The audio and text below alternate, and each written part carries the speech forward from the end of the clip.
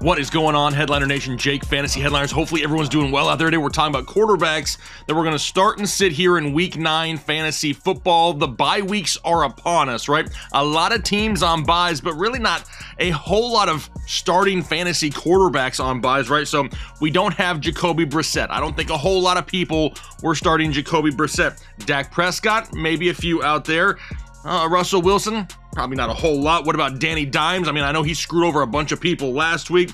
Can he pick it? It won't be available this week, and neither will Jimmy G, who's been playing pretty good there for the San Francisco 49ers, but we're not going to waste any more time. We're diving right into all the matchups. We're kicking it off Thursday Night Football with the Philadelphia Eagles and Houston Texans.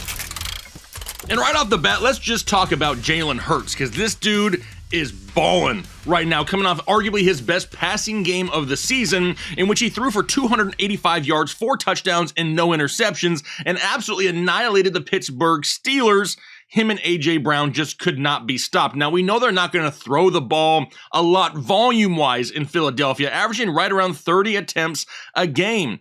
But he's also averaging 11 carries a game, so that's going to boost up his overall volume each and every week. But now they go up against the Houston Texans. And you think, on paper, it's the Houston Texans. Yes, the only thing that Houston does well is pass defense. They're only allowing 12.1 fantasy points per game to opposing quarterbacks. That is third fewest in fantasy football, but there's no major injuries of concern here. And I don't care who he's facing, you start Jalen Hurts in fantasy football. If he's limited through the air, he can use his feet to give you that good, safe floor every week. If he's finding success through the air, he doesn't have to rely on his feet to get him those fantasy points. It's a win-win for you, even though it's a difficult matchup. It's Thursday Night Football. We're not sitting Jalen Hurts. His opponent, Davis Mills, he's quarterback 25 on the year and really didn't do much of anything last week either. 152 yards passing, 1 touchdown, 1 interception against the Tennessee Titans. And this guy has been anything but consistent this year in Houston. Kind of a little bit of a downer, right? I mean, he played a lot better overall his rookie year last year than what we've seen so far this year. And now we have some Brandon Cooks drama, right? He was going to get traded. He's not going to get traded. They were close to being traded, but then a trade didn't happen. And now we don't need drama in Houston. There's not a whole lot of weapons to go around the passing game as is. They're throwing the ball 34 times a game, which is 20th in the league. Would like to see that number a little bit higher. But no way do I start him against the Philadelphia Eagles on a Thursday Night Football when he hasn't done much of anything all season long. Philly allowing only 11 fantasy points per game, second fewest in the league to opposing quarterbacks. We know that as of right now, Nico Collins, Brandon Cooks still questionable to play. It's like all he's got to throw to, so he really needs them active. But like I said, ain't no way we're starting Davis Mills, not wasting any more time here. He could get some garbage points late in this game, but not worth starting in my opinion. So let's head over to Sunday football now, the Los Angeles Chargers and Atlanta Falcons.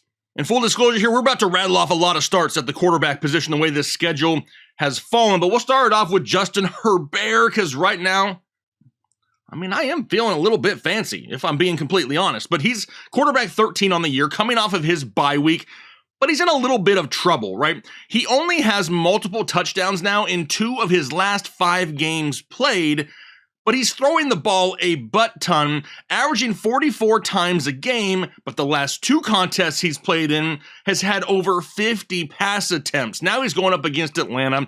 They allow the 3rd most fantasy points to opposing quarterbacks at over 21 points per game. But when it comes to injuries, there are a lot. Mike Williams out. Do we get Keenan Allen back? That's still a huge question mark. Josh Palmer, he's trying to clear concussion protocol from 2 weeks ago. Even the kicker is hurt there right now. We could see a whole lot of Austin Eckler this week. Maybe we sprinkle in a little DeAndre Carter, but is it enough to really give Herbert a huge ceiling? No, but it's enough to keep his floor safe. And when you're throwing the ball 50 times a game in a matchup like this, it's too hard to sit. We start Justin Herbert. How about Marcus Mariota? He's quarterback 8 overall on the season. But how frustrating is Marcus Mariota? He's only had 2 games over his last 6 played with multiple touchdowns. But in those 2 games, he's finishing top 5 at the position. So he's either winning you weeks or absolutely killing you, because if he doesn't finish top 5, he's outside the top 20,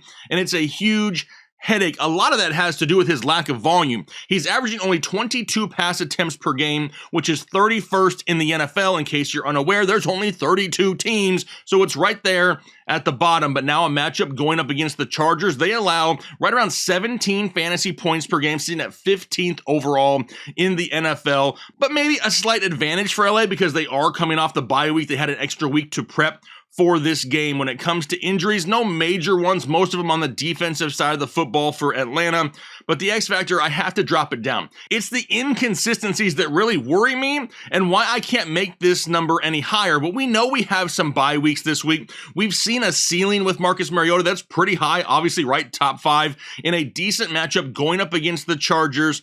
There's worse options than Marcus Mariota as of right now. Plus, a little silver lining, this could be the week we get back Cordarrelle Patterson. If that's the case, huge bump to the offense and makes me like Marcus maybe just a little bit more, but we have to kind of wait and see on that one. He's going to be a verge start for me here this week, though. How about the Miami Dolphins and Chicago Bears? This is going to be my Manscaped matchup of the week. That's right, Tua Tagovailoa and Justin Fields going head-to-head. But don't forget, as soon as this video is over, head over to manscaped.com. Find yourself something for the holidays. Do you realize we're only like, 8-9 weeks away from Christmas? That is absolutely terrifying. Get your order in now. Use referral code HEADLINERS at checkout so you can get 20% off and free shipping. But now back to this matchup. We'll start off with Tua, who's playing great. What's absolutely crazy to me is Tua has missed 2 games and still scored as many points as Aaron Rodgers, who's played in all 8.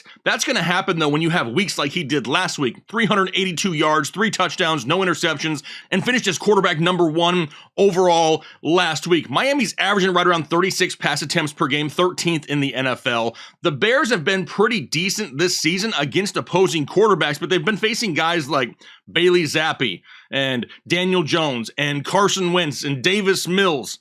So it's not like they've been out there shutting down the best in the league, and honestly, Tua is playing really well this year. Now, we also have to say, in this matchup going up against the Bears, they no longer have Roquan Smith, so that's only going to make them more vulnerable. There's a few offensive linemen that are banged up right now in Miami, like Austin Jackson, Liam Eichenberg, but overall, a fairly healthy team. But this passing game is elite. Teams cannot stop Jalen Waddle and Tyreek Hill. And if they manage to hold them back a little bit, he still has guys like Mike Gesicki that he can throw touchdowns to. Plus you add in the fact he's got Raheem Mostert and now Jeff Wilson Jr. in the backfield. I love this team, and this team is super fun to watch. Tua's going to be a start for me for sure. His opponent, Justin Fields, welcome to the start column for the first time in 2022. Justin Fields, round of applause for Justin Fields. I love to see it for this kid too. I love the talent of Justin Fields, and it's just crazy to me how over the last 3 weeks of the season, he has gone from one of the worst quarterbacks in fantasy football, scoring-wise, to quarterback 11 overall.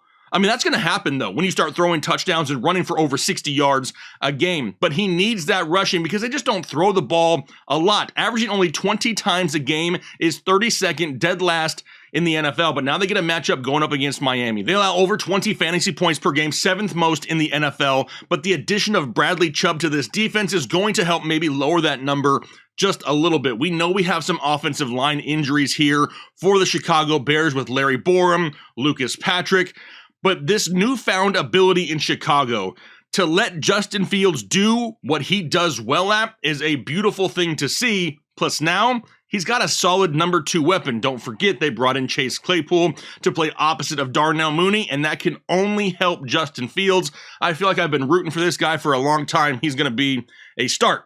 How about we go down to Cincinnati and Carolina now? We'll start off with PJ Walker of the Carolina Panthers, who now has back-to-back games with at least 18 fantasy points on a team that a lot of people, myself included, had written off after the departure of CMC. All of a sudden, DJ Moore, he's alive and well, and so is the running game in Carolina. I mean, Matt Rule must have really sucked, right?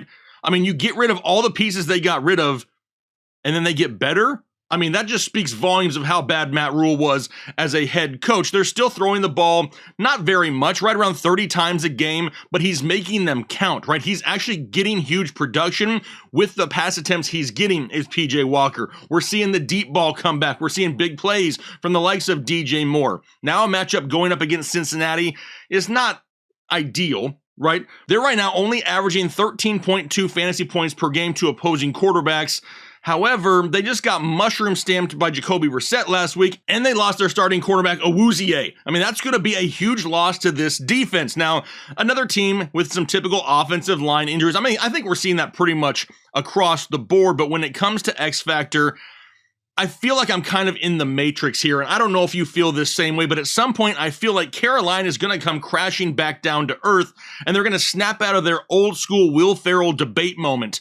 And all of a sudden, we're just going to be somewhat disappointed in the production we get. This is fun to cheer for. It's fun to watch. It's great to see Donta Foreman out there exploding every week. It's fun to see PJ Walker doing something on the field. But when it comes to fantasy football, I don't know if I can trust it here just yet. He's going to be a sit. His opponent, Joe Burrow, still sitting at quarterback 2 overall. And despite a down game last week, he still scored 17 fantasy points against a solid Cleveland defense without Jamar Chase. He's top 10 in the NFL in pass attempts per game at 38. Carolina, they're allowing almost 17 fantasy points per game, ranking 18th in the league. Another team has some nagging injuries, but let's not sugarcoat it here. It's the loss of Jamar Chase that's really affecting this team more than anything, and that falls on the shoulders of Zach Taylor. He doesn't need to get overly creative here. It's not like there's nobody behind Jamar Chase, and you got to fill it in with a bunch of scrubs. You still have T. Higgins. You still have Tyler Boyd. Both of these guys capable of being wide receiver ones, probably on other teams. You still have options in Cincinnati. Don't completely change your playbook. Don't completely change your play calling because you've lost Jamar Chase. Take the names, put them in different roles, and watch good things happen. And for the love of God, run the football a little bit more so defenses have to stay honest a little bit. They kind of know what's coming in Cincinnati. Like I said, this is more of a play calling issue than it is a player performance issue, in my opinion. He's really limiting the upside of this offense, but Joe Burrow has shown, even though they have some of those problems going on, he's still able to score fantasy points, so he'll remain a start. How about Green Bay and Detroit now? We'll start off with Aaron Rodgers. He's currently quarterback 17 and continues to do as much as he possibly can with the options he has at his disposal. He's had at least 2 touchdowns in 6 of the last 7 games and only has 1 interception over the last month, throwing the ball over 35 times a game, and now he gets the Detroit Lions, the team that allows the second most fantasy points to quarterbacks in the league right now at 22.3 per contest, and right now they have 5 members of their secondary that are questionable to play. If ever there was a time to start Aaron Rodgers, this may be it, but he needs some help. Allen Lazard still questionable. Christian Watson still questionable. Offensive guard Elton Jenkins still questionable to play. But it's all about consistency in fantasy football. And even though the ceiling has been pretty low this year for Aaron Rodgers, the floor has been pretty high, and he gives you a safe, consistent start every week. And in a decent matchup like this, he'll find himself in the start column, even if it is another ugly game for the Packers. His opponent, Jared Goff here, quarterback 15 on the season, but since October 3rd, has only had 1 touchdown total. That's like a month. That's a problem. Plus, he just lost TJ Hawkinson to the Minnesota Vikings. Now, they're throwing the ball 35 times a game, but now they're going up against Green Bay, who allows the 4th fewest fantasy points to opposing quarterbacks at only 12.9 per game. When it comes to injuries, most of them on the defensive side of the football. However, offensive tackle Matt Nelson is questionable to play this week. I'm sure at some point the Detroit Lions offense is going to kind of go back to what we saw the first few weeks of the game once everybody really gets healthy. Don't forget, we've been struggling with injuries. DJ Chark has been out. Amon-Ra has been limited. We just got DeAndre Swift back. Once these pieces come back and they're healthy, at least Amon-Ra and Swift, you have to expect the numbers to get better. But until I see it, it's just been too inconsistent, and I'm going to sit Jared Goff. So now we'll go down to Jacksonville and Las Vegas. We'll start off with Derek Carr. In between bye weeks and back-to-back duds, he's barely inside the top 25 of the position as of right now, and this offense looks worse than a job site porta potty in the middle of summer in Arizona. Trust me, they're bad. That's what it's kind of looking like right now in Las Vegas. And the volume's just really fallen off here as of late. They haven't had a game in which they've thrown for more than 30 pass attempts since week 4. And that is absolutely nuts with a team that has the likes of a Davante Adams on their roster. Now, the Jags, they've been giving up some points through the air here as of late, allowing 17.7 fantasy points per game to quarterbacks on the season. When it comes to injuries, Darren Waller, still questionable, but most importantly, they were dealing with the flu in this locker room last week, and it really limited a lot of players, caused a lot of players to miss some practices and not be 100%. That's what we need cleared up to try to have an opportunity at a better offense here in Las Vegas this week. But another question is Josh McDaniels the problem? Like, how hot is his seat right now? This is a team that was supposed to contend for this division, and right now they're just trying to not finish last in it. That's a problem with the amount of talent they have on this roster, especially on offense. At some point, you got to think they figure it out, but until I see it, I'm not trusting it. Derek Carr, for right now, as much as I hate to say it, is a sit. His opponent, Trevor Lawrence, is not a sit. He falls into the start column here this week. Currently quarterback 10 overall on the season, but we're kind of like in full search mode for all those touchdowns that he was scoring to start the season, because he's only had now 2 touchdowns total over his last 2 games combined, throwing the ball right around 34 times a game. But no team in the NFL gives up more points to opposing quarterbacks than the Las Vegas Raiders at 23.4 per game. Trevor Lawrence not really dealing with a whole lot of injuries at this point. There's always a risk that the Jags are going to jag, right? Sometimes bad teams just stay bad for a reason, but this matchup is way too good to pass up. I really wish Calvin Ridley was out there, but we won't see him on this team until 2023, but at least they're trending the right direction. They're staying close in games. They're throwing the ball still. The touchdowns should come in a better matchup this week.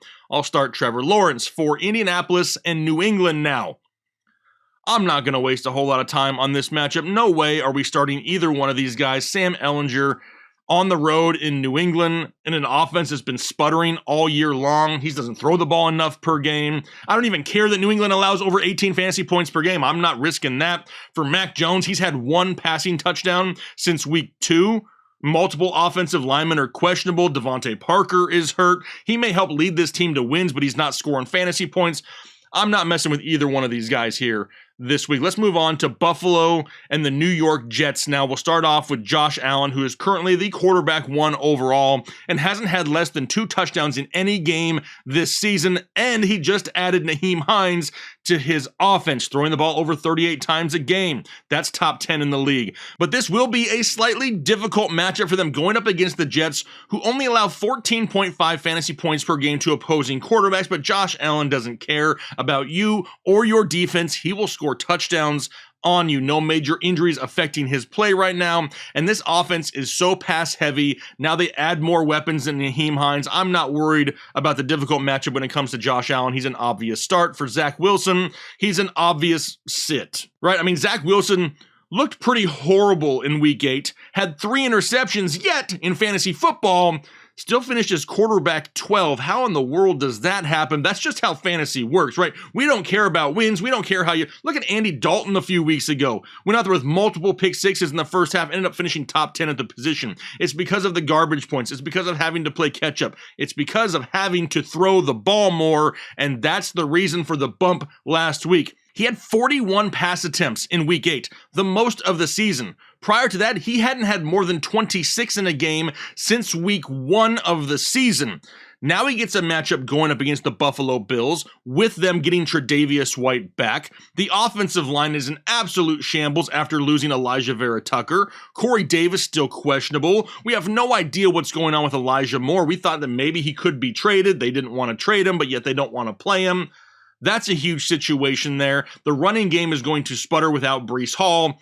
In this type of matchup, I'm not even thinking about Zach Wilson. Let's move on to Minnesota and Washington now. We'll start off with Kirk Cousins, who's sitting currently at quarterback 12 overall in the season and just keeps chugging along, right? 2 touchdowns a week. It's kind of what we can expect from Kirk Cousins. He's like reliable out here for fantasy football, averaging 38 pass attempts per game, and now he's added TJ Hawkinson to his offense. Going up against Washington, they allow over 17 fantasy points per game to opposing quarterbacks, which is perfect because that's just about what Kirk Cousins is averaging per game. Adam Thielen currently is questionable for this game. That's somebody we're paying attention to. Would be great to have him on the field this week for Kirk Cousins. But stability is king here in fantasy football, and he's a locked and loaded start every single week for me. Now, his ceiling, not going to be overly high. We're not going to see too many weeks where Kirk Cousins finishes as a top 5 quarterback in fantasy football, but we're going to see a whole lot of weeks that he finishes inside the top 12, and that's one position I really don't have to worry about. If I have Kirk Cousins, he's locked and loaded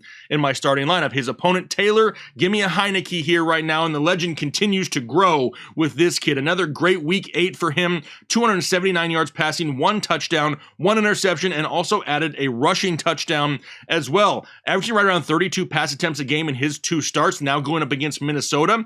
They allow the 9th most fantasy points to opposing quarterbacks at 19.7 per game. No major injuries affecting him, but it would be helpful if he could get Jahan Dotson back here at some point. That would be a bonus. This dude is a gunslinger, and he's finding a way to find a lot of success deep down the field with Terry McLaurin, and we absolutely love to see that. He's not going to be a very high-ranked starter here this week, but he is a starter nonetheless with some of the bye weeks that we have. How about the Seattle Seahawks and Arizona Cardinals? We'll start off with Geno Smith, and the Geno run continues. He's playing so good. I mean, nobody expected Geno Smith to do this. Maybe the hot start we were kind of expecting at some point it's gonna cool off. No, the guy just keeps producing. But arguably the worst game he's had of the year was week 6 against this same Arizona Cardinals team. It's his only game since week 2 without at least having 2+ touchdowns in that game. Now, he's averaging right around 31 pass attempts per game, which is not that high, but he's making them count. He's super efficient and completing right around 73% of his passes. Arizona on the season allowing over 20 fantasy points per game to opposing quarterbacks.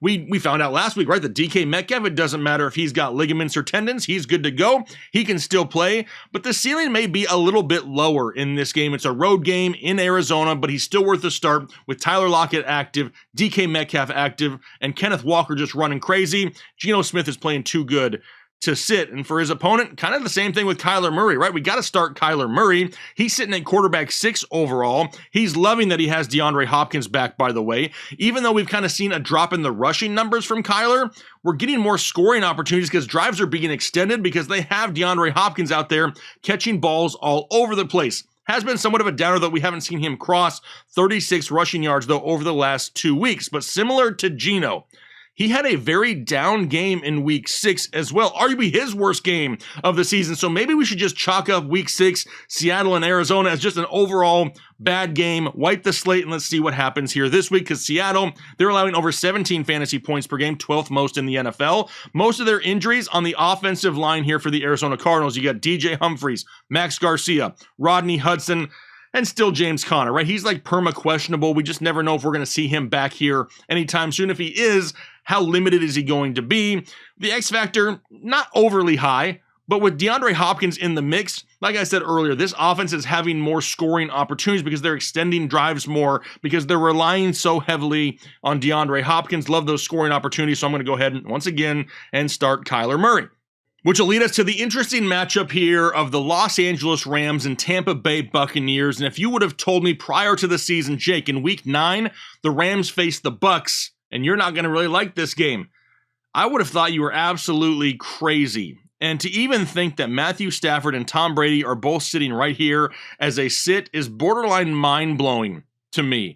We'll start off with Matthew Stafford. We know he's been struggling to move the ball in scoring with Cooper Kupp being 100% healthy. And now Cooper Kupp is not 100% healthy. Matthew Stafford hasn't thrown for multiple touchdowns since week 2, and I'm not going to start counting on rushing touchdowns from him like we saw in week 8. They're throwing the ball 37 times a game. Now the Bucs secondary is so banged up, they're not a bad matchup for Matthew Stafford. The Bucs are allowing over 16.5 fantasy points per game to quarterbacks, but all eyes are on Cooper Kupp right now. This guy is the offense of the Los Angeles Rams. Now they're coming out and saying that he should play this weekend. Cool. Is he going to be limited at all? Is he going to be anything like he normally is? Because if he's not, this offense could definitely struggle. We've seen it all year long. Allen Robinson, Matthew Stafford just barely off. We haven't really seen Van Jefferson here as of yet. The running game is absolutely atrocious. Kind of just need to wait and see here on how limited Cooper Kupp could be in this game, but there really hasn't been much of an X factor here for the Rams as of late. It's Kupp or bust for the Rams, and right now with the question marks, I have Matthew Stafford as a sit. How about Tom Brady? A lot of the same, right? I mean, I get that Tom Brady hasn't been great, but he hasn't really sucked either. He's kind of somewhere right there in the middle. He's no longer top 10 Tom Brady. He's more like top 20 Tom Brady. Still only has one game on the season with multiple passing touchdowns, despite throwing the ball 42 times a game, one of the highest in the league. Now going against a Rams defense who allows only 14.5 fantasy points per game to opposing quarterbacks. Russell Gage is questionable. Cameron Brate is questionable. Multiple offensive linemen are questionable. And so is the defense on all three levels. They're banged up in Tampa Bay. I see Aaron Donald absolutely wreaking havoc against this offensive line, and Tom Brady really having limited time to throw the ball down the field. Any point in time where Tom Brady's scoring points, typically as of late, it's been big plays down the field to Mike Evans, at least the ones that Evans doesn't drop. And if we don't have time to let those plays develop, those routes develop down the field, could be a rough day for Tom Brady. I'm going to exercise a little bit of caution right here. Never would have thought I would sit Tom Brady and Matthew Stafford in a game against each other. But that's kind of how it rolls here in Fantasy Football 2022. How about the Tennessee Titans and Kansas City Chiefs? We'll start off with Ryan Tannehill. We don't know for sure if it's Tannehill or Malik Willis, but to me, it doesn't really matter. I'm not going to consider starting either one of them, especially if Ryan Tannehill does play. I mean, he's coming off of an ankle injury, and he's really known for his mobility in the pocket. If he doesn't have that mobility, the pass rush isn't going to give him much time, and he's going to spend more time on his back than not. They're not throwing the ball a lot either. 23 times a game, one of the worst numbers in the NFL. Going up against Kansas City, they allow over 21 fantasy points per game. But we know this Tennessee offense isn't built on throwing. It's built off Derrick Henry. They want to keep the score close. They want to run the ball a lot. Not a ton of injuries here that we're really paying attention to other than Ryan Tannehill himself. There's just not enough passing offense here for the Tennessee Titans. Like I said, they want this to be a close game. If we see a huge lead early for the Kansas City Chiefs, you might as well just chalk it up to just non-existent offense here this week for the Tennessee Titans. So I'm going to sit whoever starts at quarterback. For Patrick Mahomes, hell no, you don't sit Patrick Mahomes. 12 touchdowns over his last 4 games played. Now he's coming off a bye, and oh yeah, they've added Kadarius Toney. Kind of hurts the fantasy aspect of all the pass catchers because now it's just another mouth to feed. But when it comes to Patrick Mahomes, definitely helps him out to have another weapon like that. He's averaging just under 40 pass attempts a game. Tennessee allows over 18 fantasy points per game, 10th most in the NFL. No major injuries. Like I said, they're coming off their bye week. And really the only reason I didn't give him a 5 here in X Factor is I didn't want to jinx it by giving him a perfect score. We're obviously starting Patrick Mahomes, and that will take us to Monday Night Football then. The Baltimore Ravens, New Orleans Saints. We'll start off with Lamar Jackson. He's still currently sitting at quarterback 3, despite just having average games when you're talking about Lamar Jackson standards. He did just have 2 passing touchdowns in a game, though, for the first time since week 3. They're just not throwing the ball enough, though, overall, averaging less than 30 pass attempts per game. Now, a matchup going up against the Saints, they allow 17 fantasy points per game, kind of middle of the pack, 17th overall. He just needs some damn healthy weapons in Baltimore. Rashad Bateman is out. Mark Andrews is questionable. Gus Edwards is questionable. There's just not a whole lot to move the ball down the field. We're seeing the likes of Devin Duvernay still, James Prochet, but we need a little bit more in Baltimore to raise this ceiling. If we don't have Mark Andrews this week, things are going to get a little bit scary, and he's going to have to use his feet to save his fantasy day, but there's no way you can ever sit Lamar Jackson if you own him. For Andy Dalton, back-to-back solid fantasy days for Andy Dalton. 6 touchdowns combined now over his last 2 games played, but that was against Arizona and Las Vegas, who both allow over 20 fantasy points per game to opposing quarterbacks. Now, they're throwing the ball right around 35 times a contest, which isn't bad. The Ravens do allow just under 20 fantasy points per game themselves, though. However, they did just add Roquan Smith, which is greatly going to improve that overall defense. The injuries, they're not changing, right? Michael Thomas, Jarvis Landry, Mark Ingram, Adam Troutman, every single week they're questionable, and almost every single week we don't have any of them. But only because this is a home game am I going to bump the X factor up enough to make Andy Dalton a start. He's proving that with less weapons, he can still find the end zone, and Alvin Kamara is really one of those main factors of that. Alvin Kamara going to be out there trying to run wild once again. Andy Dalton may be a fringe start this week, somebody that you're using as a bye week fill-in, not somebody that's going to be super high in my rankings. But there you have it, my starts and sits for the quarterback position here, week 9 fantasy football. Hopefully I was able to give you some information to make your decisions a little bit easier. Don't forget, if you see multiple guys on here as starts or sits, rankings will be out tomorrow morning, so you'll be able to make those decisions. But most importantly, this is just a show to give you the information you need to make the best decisions possible for your team, because that's what we're trying to do, is make everybody a better overall fantasy football player. If you enjoy that type of content, do me a favor, hit the like button, subscribe if you haven't done so already, and we look forward to communicating with you down below in the comment section. So hopefully you guys have a great rest of your day, a great week. We'll talk to you later.